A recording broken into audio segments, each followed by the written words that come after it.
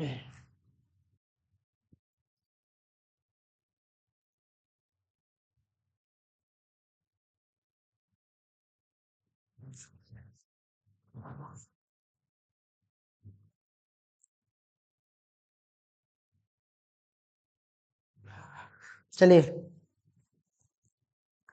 स्वागत है एक बार फिर से आप सभी का ज्ञान एजुकेटर में। और मैं गौतम सर आप सभी का स्वागत करता हूँ complete math A to Z batch में, जहाँ पर हम लोग कंप्लीट एडवांस मैथ की क्लास कर रहे हैं और कोऑर्डिनेट चैप्टर हमारा चल रहा है। और आज ऑलमोस्ट चांस है कि कोऑर्डिनेट का जो भी छोटा मोटा 2-3 टॉपिक है उसको हम लोग पढ़ा करके खत्म कर देंगे, और आज चैप्टर भी लगभग हम लोग का खत्म ही हो जाएगा। ठीक है, तो आज जो चीज हम लोग पढ़ने वाले हैं, ठीक है ना, कुछ कुछ फॉर्मूला है, कुछ कुछ चीजें हैं, जैसे कि पैरेलल कैसे होगा, कब परपेंडिकुलर होगा, दो पैरेलल लाइन है उसके बीच का डिस्टेंस क्या होगा, सॉल्यूशन का नेचर क्या होगा। तो इस तरीके का जो भी सारा टॉपिक है जो बचा हुआ, उसको आज हम लोग पढ़ करके खत्म करेंगे। ठीक है ना, तो यही सारी चीजें हैं। तो फिर आइए हम लोग मिलते हैं और फिर बताते हैं कि किस तरीके से हम लोग सीखेंगे। तो आई होप कि आपको जो भी पीछे की वीडियोस हैं वो मिल रही हैं, आप उस वीडियो को अच्छे से देख लिए होंगे और आपको सारी चीजें क्लियर होंगी। तो जो पहला हमारा टॉपिक है वो हम देखेंगे कि किस तरीके से, आइए देखते हैं हम लोग। ये चीज हमारे पास देखिए, फर्स्ट कंडीशन क्या है कि कंडीशन ऑफ बीइंग पैरेलल, मतलब कि दो लाइन हमारा पैरेलल कब होगा, है कि नहीं, कि पैरेलल कब होगा। क्या होता है कि दो कंडीशन है आपके पास कि दो लाइन दे दिया है कि ना, कंडीशन ऑफ बीइंग पैरेलल मतलब कि दो लाइनें पैरेलल कब होगी, कि एक कोऑर्डिनेट में। तो आइए हम लोग इसको पहले समझते हैं। तो सबसे पहले आप इस बात को समझिए कि पैरेलल होने के लिए, जैसे ये हो गया, ये कोऑर्डिनेट आपका हो गया, ठीक है। एक लाइन मान लेते ये दे दिया आपका, एक लाइन सपोज रहती ये दे दिया, एक ऐसे लाइन आ गया, एक लाइन मान लेते ऐसे आ गया, ठीक है। अब ऐसे आ गई, अब ये लाइनें पैरेलल कब होगी, पैरेलल कब होगी, तो एक बात आप समझिए कि दो लाइनें पैरेलल तब होगी जब दोनों का क्या होगा, दोनों का जो हमारा ये स्लोप है, दोनों का स्लोप अगर सेम रहेगा तभी जाकर के हम कह सकते हैं कि दोनों का पैरेलल होगा। जैसे देखिए, इसका भी मान लेते हैं कि यहाँ से यहाँ तक क्या आ जाएगा, इसका यहाँ से मान लेते हैं कि एंगल आ जाएगा थीटा, इसका भी मान लेते हैं थीटा आ गया। मान लेते हैं कि ये हमारा लाइन हो गया M1, ठीक है, ये लाइन हमारा M2। तो दोनों का जो स्लोप होगा वो कितना आ जाएगा, टेन थीटा। इसका भी स्लोप क्या हो जाएगा, टेन थीटा। तब जाकर के हम कह सकते हैं कि दोनों लाइन क्या है, दोनों लाइनें पैरेलल है। कहने का ये मतलब है, हम ऐसे आपको बता देते हैं कि दो लाइन है ना, जब M1 बराबर M2 होगा तब जाकर के हम कह सकते हैं कि दो लाइन क्या है, आपस में पैरेलल है। दो लाइन क्या है, समांतर है या पैरेलल है। दो लाइनें क्या आपस में पैरेलल है। कहने का मतलब है कि कोई भी दो लाइन अगर दिया हो रहा है, अगर दोनों का स्लोप सेम है, बस हमको स्लोप देखना है कि नहीं, स्लोप देखना है, बाकी चीजें से हमको मतलब नहीं। जब दो लाइनें का अगर स्लोप सेम है तो हम कह सकते हैं कि उस दोनों लाइन का जो आपस में क्या होंगी, आपस में समांतर होगी। नोट कर लीजिए इसको फटाक से।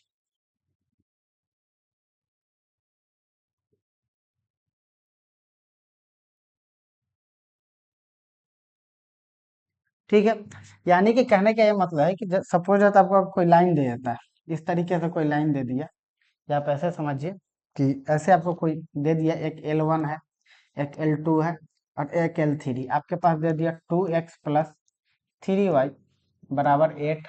एक लाइन दे दिया आपके पास 2x + 3y बराबर 15। दूसरा आपके पास मान लेते दे दिया 4x + 3y बराबर है, सॉरी, बराबर है 16। ऐसे दे दिया। अब बताइए कि ये तीनों लाइन आपस में पैरेलल होगी क्या, ये तीनों लाइन आपस में पैरेलल होगी।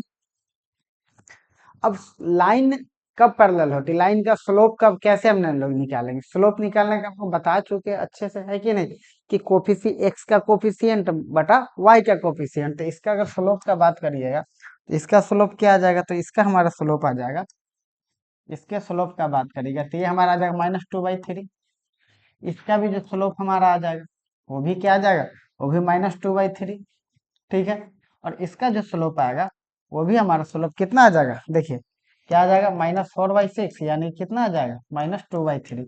यानी कि हम कह सकते हैं कि L1 parallel L2 parallel L3 हो जाएगा। क्लियर, है कि नहीं। हमको बस स्लोप से देखना है, हमको सिर्फ स्लोप से मतलब है, ठीक है ना। यहाँ पर 8 है, 15 है, 16, इससे कोई मतलब नहीं। हम क्या करेंगे, हम उस लाइन का स्लोप निकाल देंगे। स्लोप निकालना आपको अच्छे से सिखाया जा चुका है। स्लोप निकाल लेंगे, और जैसे ही हमारा स्लोप निकल जाएगा, अगर दोनों का स्लोप सेम है तो हम कहेंगे कि वो जो हमारा दोनों लाइन है वो क्या आपस में पैरेलल है। क्लियर। आइए एक सवाल हम लोग इसी पे देखते हैं, छोटा सा सवाल है। सवाल बनाइएगा आपको, फिर आपको चीजें समझ में आ जाएंगी। देखिए इस सवाल को देखिए और बनाइए।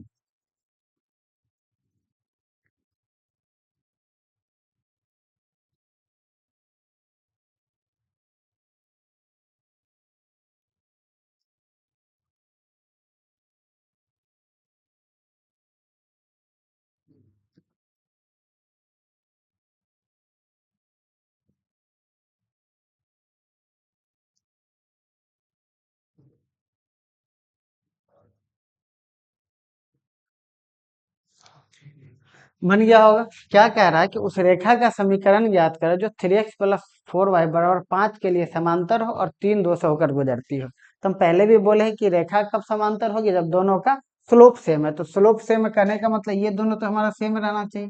क्या रहना चाहिए, ये दोनों हमारा क्या रहना चाहिए, ये दोनों हमारा सेम रहना चाहिए। तो एक बात तो क्लियर कि ये हमारा सेम रहेगा, मतलब ये हमारा क्या आ जाएगा 3x+4y। ये तो क्लियर हमारा सेम रहेगा। ये जब जाकर के सेम रहेगा तभी जाकर के हमारा स्लोप क्या आएगा, तभी ना सेम रहेगा। यानी कि, और स्लोप क्या होता है, स्लोप हमारा होता है कोफिशिएंट ऑफ एक्स बटा कोफिशिएंट ऑफ वाई माइनस में, है कि नहीं। तो कोफिशिएंट ऑफ एक्स और कोफिशिएंट ऑफ वाई रखेंगे। अब एक चीज हमारे पास और क्या दे रखा है, हमारे पास दे रखा है कि वो लाइन कितना से गुजरना चाहिए, वो लाइन जो है हमारा 3 2 से गुजरना चाहिए। 3 2 से गुजरने के लिए 3 बोल रहा है, कितना बोल रहा है 3 2, यानी कि यहाँ पर ये क्या हो गया हमारा कोऑर्डिनेट में, ये एक्स का वैल्यू हो गया और ये वाई का वैल्यू हो गया। तो दोनों को जोड़ देंगे, तो इसमें 3 से गुना करेंगे तो 3 गुना 3 कितना हो जाएगा 9, और प्लस 4 गुना 2, यानी कि हो जाएगा 9 प्लस 2 यानी कि 11। यानी कि हम कह सकते हैं कौन सा लाइन हो जाएगा 3x+4y इज इक्वल टू 11। ये हमारा हो जाएगा। आई बात समझ में। हम क्या कर सकते हैं, इसको हम लोग चेंज कर सकते हैं। बस हम लोग को कोफिशिएंट ऑफ एक्स और कोफिशिएंट ऑफ वाई देखना है कि वो सेम रहे। क्यों, वो इसलिए देखना है क्योंकि जो हमारा स्लोप होता है वो स्लोप क्या होता है, वो स्लोप होता है कोफिशिएंट ऑफ एक्स और कोफिशिएंट ऑफ वाई, यही चीज होता है। क्लियर, आया बात आपको समझ में। तो इस तरीके से आप इस तरह का जो भी सवाल आएगा आप उसको कर सकते हैं, ठीक है। आइए अब हम लोग आगे देखते हैं। अगला कंडीशन हमारे पास क्या है, अगला कंडीशन है कि कंडीशन ऑफ बीइंग परपेंडिकुलर, कि कोई भी लाइन परपेंडिकुलर हमारा कब होगा। बस इतना सा बात को हमको बोला जा रहा है कि कोई भी लाइन परपेंडिकुलर कब होगा। तो परपेंडिकुलर होने के लिए हम लोग क्या करेंगे, तो परपेंडिकुलर होने के लिए आप ऐसे समझिए कि मान लेते हैं एक लाइन आपको दे दिया, ठीक है। जैसे कोऑर्डिनेट, ये कोऑर्डिनेट दे दिया, ठीक है।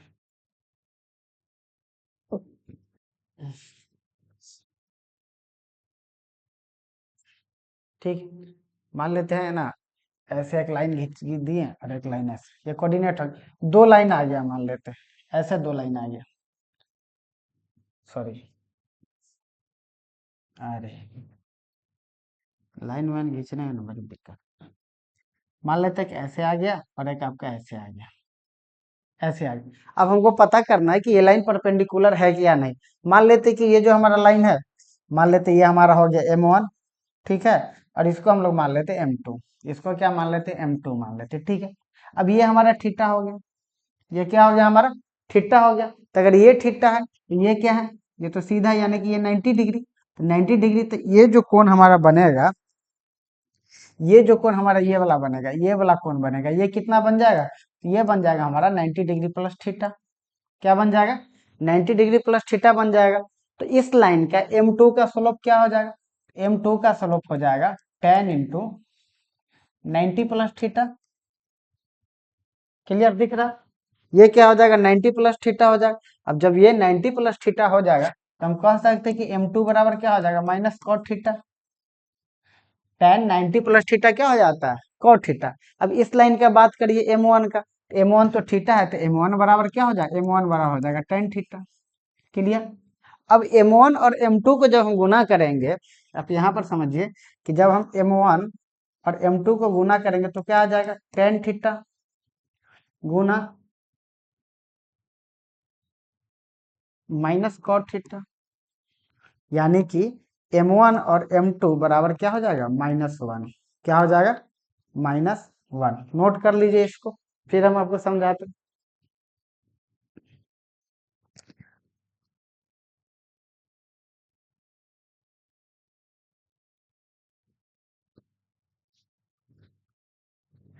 जो हम लोग पैरेलल वाला देखे थे, पैरेलल वाला में कुछ नहीं था। पैरेलल वाला में सीधी सी बात है कि दोनों का स्लोप सेम हो जाएगा, तो हमारा क्या आ जाएगा, हमारा जो लाइन आएगा वो पैरेलल हो जाएगा। लेकिन इसमें क्या है, इसमें हम लोग क्या देखे, एक लाइन खींच दी। अब ये लाइन गया तो थीटा है, ये दूसरा लाइन इधर से गया तो 90, यानी कि ये जो दूसरा लाइन आ गया यहाँ से यहाँ तक का एंगल कितना हो जाएगा, 90 प्लस थीटा। यानी कि स्लोप क्या होता है, स्लोप होता है tan थीटा, तो थीटा का मान है 90 प्लस थीटा, यानी कि m2 आ गया हमारा माइनस कॉट थीटा। और ये वाला जो लाइन है m1 का जो लाइन है, इस तो थीटा ही है, तो ये आ गया tan थीटा। तो tan थीटा आ गया, जब दोनों को मिला दिए तो m1 और m2 बराबर क्या आ गया, हमारा आ गया -1। कहने का ये मतलब है कि दो लाइन तब परपेंडिकुलर होगा जब दोनों का जो स्लोप आएगा वो स्लोप का कितना आ जाएगा, गुणनफल -1 आना चाहिए। और -1 कोई भी चीज कब आता है, या y1 कोई भी चीज कब आता है, जब दोनों को उल्टा गुना कीजिएगा तभी ना दोनों एक आता है। मान लेते हैं, हम आपसे एक बात पूछते हैं कि हम एक लाइन लिख दिए 2x + 3y, ठीक है। अब इसका स्लोप हो गया, इसका स्लोप आप जानते हैं कि इसका हो जाएगा -2/3। अब हमको एक संख्या ऐसा लिखना है कि m2 का भी गुना करके क्या हो जाए, 1 आना चाहिए हमारे पास। अगर आना चाहिए 1, m1 और m2 बराबर अगर हमको 1 लाना है, तो जाहिर सी बात है इसको उल्टा से गुना करेंगे। तो उल्टा से गुना करेंगे तो 3/-2 हो जाएगा, यही ना हो जाएगा। तब ना दोनों को गुना कीजिएगा तब ना आ जाएगा -2/3, गुने 3/-2, तब ना ये एक आएगा। आई बात समझ में।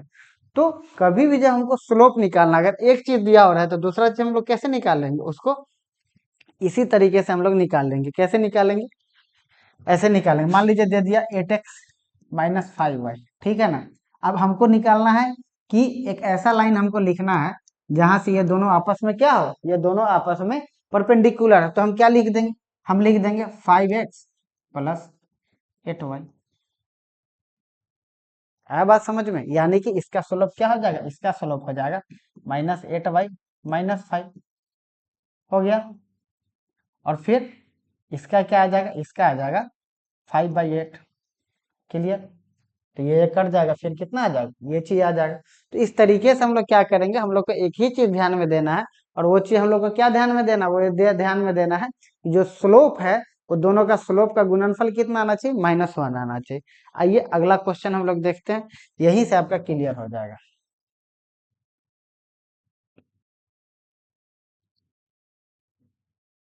देखिए, देखिए इस सवाल को तो जरा बनाइए।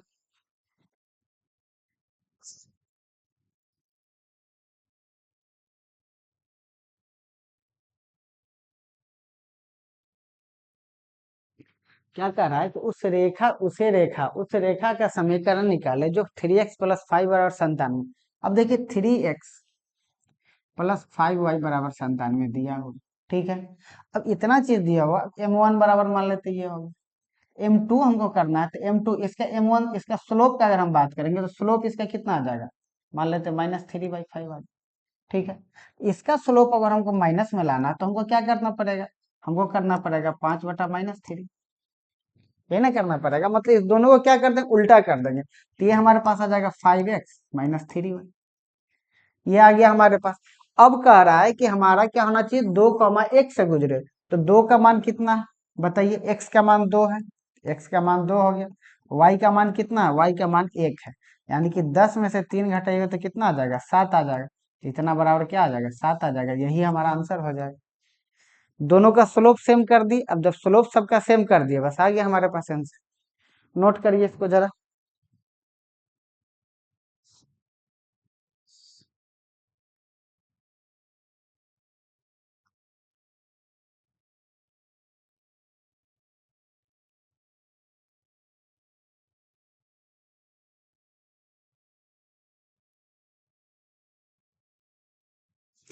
चलिए अगला सवाल हम लोग देखते हैं। अगला सवाल हमारे पास क्या है, देखिए।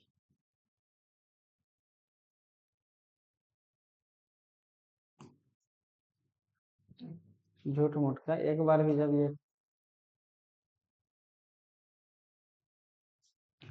तो यही बात हम लोग को ध्यान देना है कि जब भी किसी दो लाइन को परपेंडिकुलर चेक करना है तो दोनों का जो गुणनफल आना चाहिए वो क्या आना चाहिए, वो आना चाहिए सेम।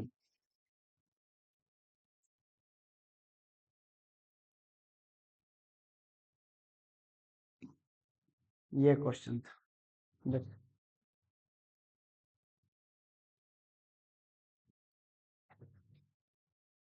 देखिए इस क्वेश्चन को बनाइए जरा।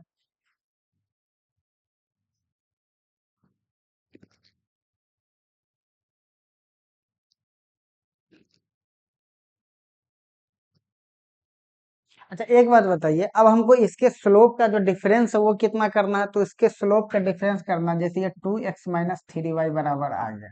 अब इसका स्लोप का डिफरेंस हमको एक करना है, तो हम क्या कर देंगे, हम कर देंगे 3x + 2y, हो गया।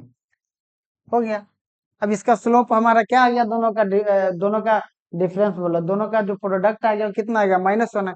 अब हमको 3 2 से गुजरना था, इसको 3 से गुना कर देते हैं, इसको 2 से गुना कर देते हैं, तो ये 3 3 हो जाएगा 9 और 2 दूना हो जाएगा 4, यानी कि इतना बड़ा कितना आ जाएगा, 13 आ जाएगा, तो यही हमारा आंसर हो जाएगा। बस इतना सा बात। तो इस तरीके के सवाल में आपको घबराने की जरूरत नहीं है। दो ही कंडीशन आपको बताया, एक तो पैरेलल वाला, दूसरा परपेंडिकुलर वाला। पैरेलल वाले में हम लोग को क्या देखना है, पैरेलल वाले में हम लोग को देखना है कि दोनों का स्लोप सेम होना चाहिए। परपेंडिकुलर में क्या देखना है, परपेंडिकुलर में हम लोग को यह देखना है कि दोनों के स्लोप का जो गुणनफल है, जो प्रोडक्ट आएगा वो कितना आएगा, वो -1 आएगा। ठीक है, चलिए आगे हम लोग देखते हैं। अब देखिए हमारे पास एक और चीज आ गया कि distance between two parallel lines, मतलब कि दो लाइन के बीच का, अगर कोई दो लाइन दिया हुआ है, नोट कर, दो लाइन दिया हो, दोनों लाइन के बीच का जो डिस्टेंस है वो पैरेलल लाइन के बीच का वो क्या होगा, वही आपसे पूछ रहा है।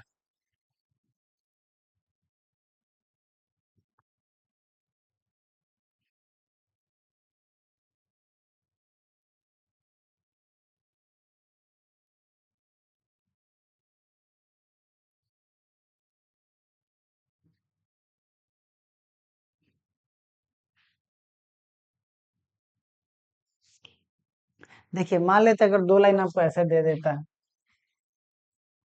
हम्म,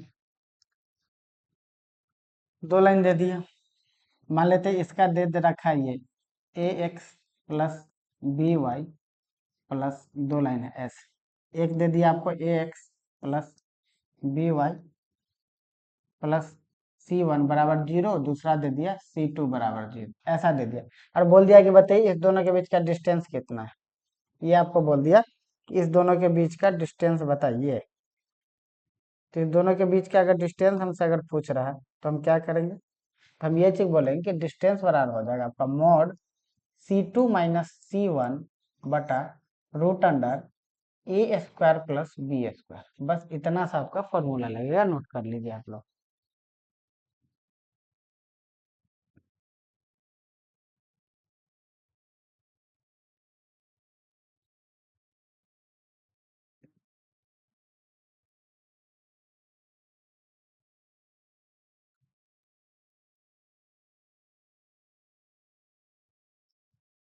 आया बात समझ में, कुछ नहीं करना है। इस दोनों को, अच्छा इस C1 या C2 रहे, इससे कोई मतलब नहीं, बड़का में से छोटका को घटा लेना, क्योंकि मॉड लगा हुआ है, बटा में a² + b²। मान लेते हैं आपको अगर क्वेश्चन दे देता है, सपोज दैट कि आपको एक क्वेश्चन दे देता है ऐसे कि 4x + 3y बराबर है 12, और दे दिया यहाँ पर 4x + 3y बराबर है सपोज 18, बोल दिया कि बताइए डिस्टेंस बताइए, तो सीधी सी बात है, इसमें से इसको घटाएंगे तो कितना आ जाएगा, 18 में से 12 बटा a² मतलब 4 का स्क्वायर प्लस 3 का स्क्वायर, मतलब कि आ गया 6, 6 बटा 16 9 25, 25 यानी कि 6/5 आ गया, ये आपका आ जाएगा। ठीक है, ऐसे भी आपको दे सकता है किसी क्वेश्चन में कि जैसे ऐसे दे देगा कि 3x + 2y बराबर 5 है ना, 6x + 4y बराबर 10, ऐसे भी दे सकता है आपको। ठीक है ना, तो फिर यहाँ से भी आप निकाल लेके देखिए दोनों सेम ही है, इसको भी दोनों सेम ही कर, या मान लेते हैं यहाँ पर 36 दे दिया, ठीक है ना, तो दोनों तो सेम है, इसको ऐसे बना लीजिए आप, 3x + 2y बराबर कितना आ गया, 18 आ गया। अब इस पे बना दीजिए, अब कितना आ जाएगा, तो 18 में से 5 घटा देंगे और 9 + 4 आ जाएगा रूट में, यानी कि 13/√13 आ जाएगा। तो ऐसे आंसर निकाल लेंगे। तो इस तरीके से कर सकते हैं कि नहीं, दोनों जरूरी नहीं कि अलग अलग है, सेम ही दे दे यहाँ पर हर बार, ये अलग अलग भी दे सकता है। ठीक है ना, आपको ये चीजें ध्यान में रखनी है। क्लियर। आगे देखते हैं। अब अगला जो हमारे पास लाइन दिया हुआ है, वो अगला लाइन जो हमारे पास दिया हुआ है, वो ये चीज दिया हुआ है कि डिस्टेंस, क्या दे रखा है कि distance from A point two A line. इसको मिटा देते हैं हम लोग।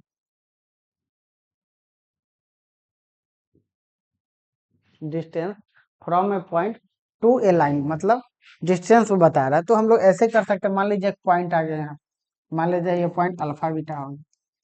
एक लाइन मान लेते ऐसे दे दिया, ये लाइन दे दिया A X plus B Y plus C बराबर 0। पूछ रहा है कि बताइए यहाँ से यहाँ तक का डिस्टेंस क्या है। ये जो आ गया, पूछ रहा है हमसे कि यहाँ से यहाँ तक का बताइए डिस्टेंस क्या है। तो हम लोग क्या करेंगे, सिंपल सा चीज है, ये अल्फा बीटा हो गया, अल्फा बीटा हो गया। तो डी पूछ रहा है हमसे, तो डी बराबर आ जाएगा A alpha plus plus B, distance आ जाएगा, क्यों नहीं रहा,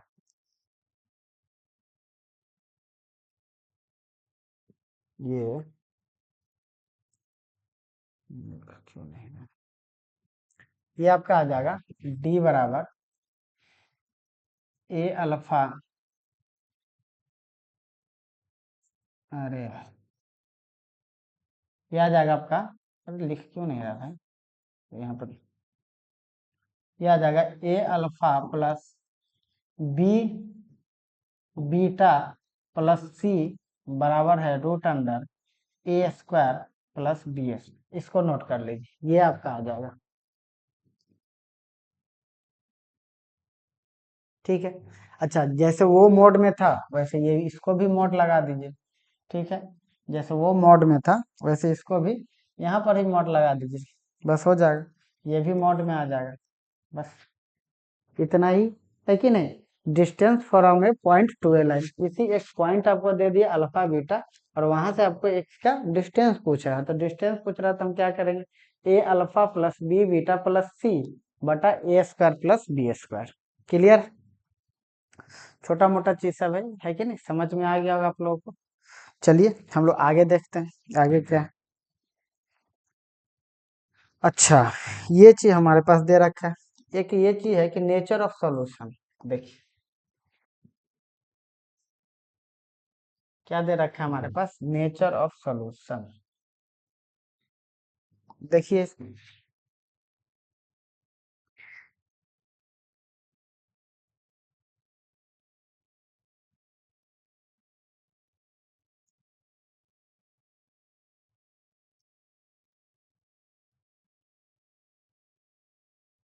देखिए, अब हमारे पास तीन टाइप का सॉल्यूशन का नेचर दिया कि सॉल्यूशन का नेचर कब होगा, जब नो सॉल्यूशन कब होगा, इन्फिनिटी सॉल्यूशन कब होगा, और वन सॉल्यूशन कब होगा।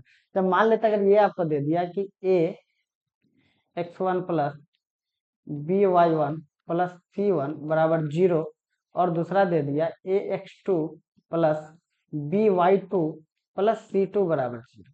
ठीक है ना।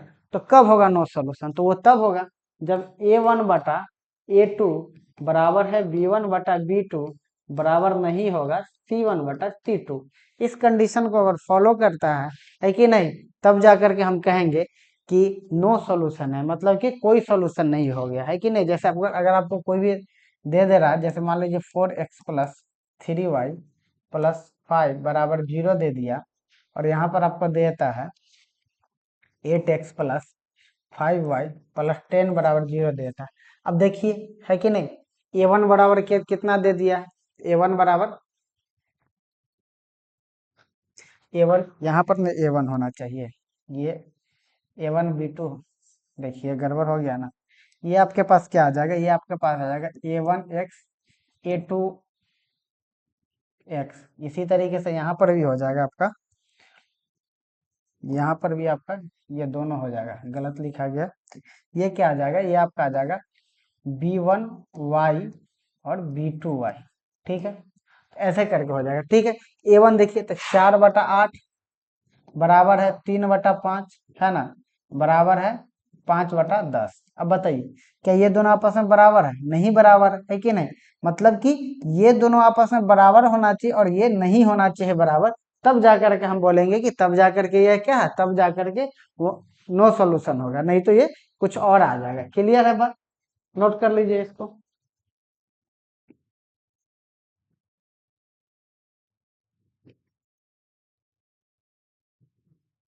एक एग्जाम्पल हम आपको देते हैं, रुकिए, बेहतर आप समझिएगा। जैसे एक एग्जाम्पल अगर आपको ऐसे दे दे कि 2x + 5y बराबर है 12, और यहाँ पर आपको दे दे कि 6x + 5y बराबर है 38। ठीक है, ये चीज आपको दे दे, 15 दे दे। अब बताइए अब ये होगा कि ना? अब देखिए 2/6 बराबर है 5/15 और बराबर है 12/38।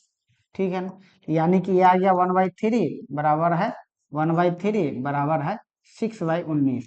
यानी हम कह सकते हैं ये आपस में बराबर नहीं है, तो हम कह सकते हैं कि इसका क्या हो जाएगा, इसके पास नो सॉल्यूशन आ जाएगा। ठीक है, इसका क्या आ जाएगा? नो सॉल्यूशन आ जाएगा। अब दूसरा हम लोग आते हैं इन्फिनिटी सॉल्यूशन पे। क्या है? इनफाइनाइट सॉल्यूशन पे। तो इनफाइनाइट सॉल्यूशन का क्या है?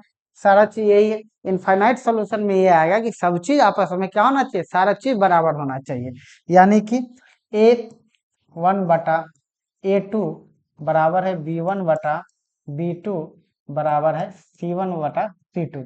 यानी कि तीनों जब आपस में बराबर होगा तब जाकर के हम कहेंगे कि इनफाइनाइट सॉल्यूशन है ना कि नहीं, अनगिनत सॉल्यूशन आ सकता है। नोट करिए। ठीक है, जैसे एग्जाम्पल अगर बताए तो अभी जो हम लोग एग्जाम्पल दिए थे 2x प्लस कितना था 5y बराबर 12। ठीक है, अब इसी में हम कर देते हैं कि 6x + 15y बराबर 36, ये कर दिए। अब इसका देखिए, अब इसका भी वही होगा कि 2/6 बराबर है 5/15 और बराबर है 12/36।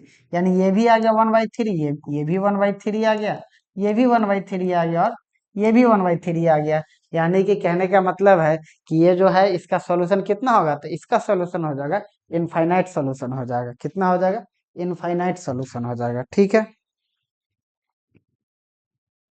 ठीक है ना, इसका इनफाइनाइट सॉल्यूशन हो जाएगा। नोट कर लीजिए। तो कॉल आ रहा है।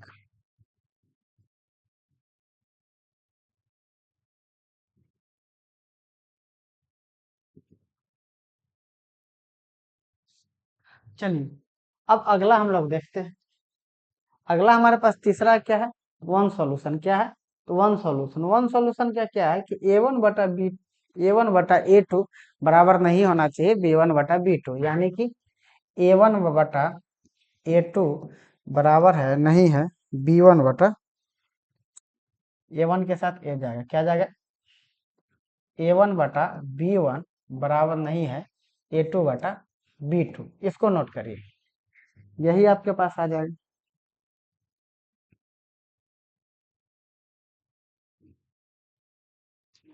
A1/B1 बराबर नहीं है A2/B2। एक एग्जाम्पल दिखवाते हैं, एक एग्जाम्पल आप लिखिए। एग्जाम्पल जैसा आ जाएगा 2x + 5y is equal to 12 और आधा 6x + 7y बराबर है 36। ठीक है, अब देखिए, अब A1/B2 कीजिएगा।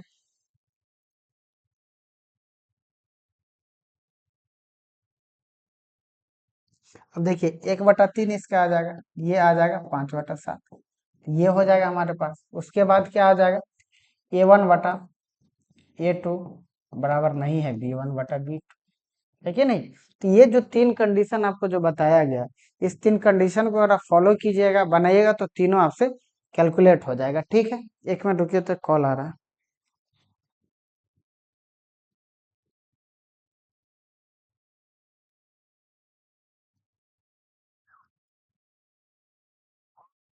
कहिए ना सर। बात किए हैं, हम आपको बताते हैं थोड़ा देर में, क्लास में उतनी देर में करते हैं फोन।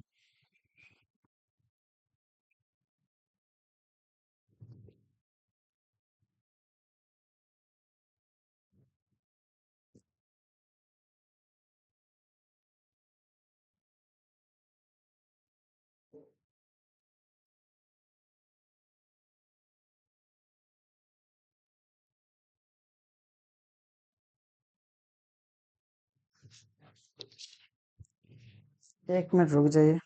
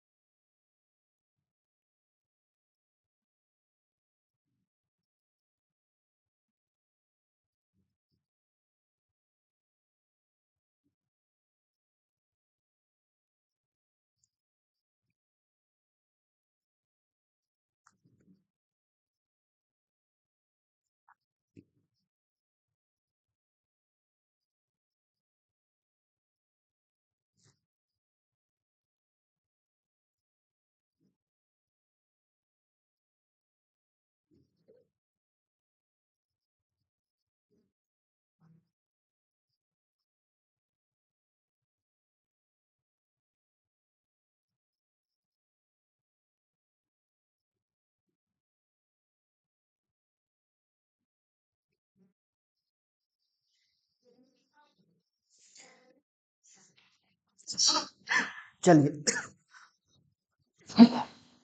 तो अभी तक हम लोग क्या देख लिए, एक बार हम मिटाते हैं सबको। ठीक है, अभी तक हम लोग क्या देख लिए, अभी तक हम लोग ये चीज देखें कि हमारे पास नेचर ऑफ सॉल्यूशन करने के लिए हमारे पास तीन कंडीशन है। क्या क्या कंडीशन है? एक तो नो सॉल्यूशन, दूसरा इनफाइनाइट सॉल्यूशन, ये तीसरा वन सॉल्यूशन। अच्छा, वन सॉल्यूशन को यूनिक सॉल्यूशन भी बोला जाता है। ठीक है ना? तो अगर हम एक बात बता रहे हैं कि अगर a1x plus b1y plus c1 बराबर 0 है, और a2x plus b2y plus c2 बराबर अगर 0, ठीक है ना, तीनों कंडीशन अगर हमको करना है, अगर हमको नहीं सॉल्यूशन चाहिए, आप ऐसे याद रख सकते हैं कि आपके पास तीन, एक तो आ जाएगा a1 बटा a2 बराबर है b1 बटा b2 बराबर है c1 बटा c2। यही तीनों चीज है, और इसी तीनों चीज से सारी चीजें पूरी होगी, है कि नहीं? तो अब यहाँ पर हम लोग को क्या देखना है कि अब हमारे पास नो सॉल्यूशन कह रहा है। आप ऐसे समझिए, नो सॉल्यूशन मतलब नहीं, नो सॉल्यूशन मतलब नहीं, तो नहीं कहाँ होगा? तो तीसरका में होगा नहीं, है कि नहीं? इसको नहीं कर दिए मतलब नो सॉल्यूशन, मतलब एक भी सॉल्यूशन नहीं। इनफाइनाइट सॉल्यूशन चाहिए, तो इनफाइनाइट सॉल्यूशन चाहिए मतलब अनगिनत चीज चाहिए। तो अनगिनत चीज अगर चाहिए तो उसके लिए अनगिनत चीज सब कुछ सही भी तो होना चाहिए, नहीं तो कैसे होगा? तो अनगिनत चीज सही करना है, तो इसको हम लोग बराबर कर देते हैं, बराबर कर दी। अच्छा, दूसरा हमको बोल रहा है कि वन सॉल्यूशन, एक ही सॉल्यूशन चाहिए। तो ये तीन चीज है, एक ही सॉल्यूशन चाहिए, तो वो को हटा देते हैं। अब इतने से नहीं वो सॉल्यूशन मिलेगा, और सॉल्यूशन जब चाहिए तो आप नो कर दीजिए, बात खत्म। तो इस तरीके से तीनों कंडीशन से आप चाहिएगा तो तीनों चीजों को कैलकुलेट कर सकते हैं। ठीक है, तो अब रहने देते हैं यहीं पे, ठीक है ना?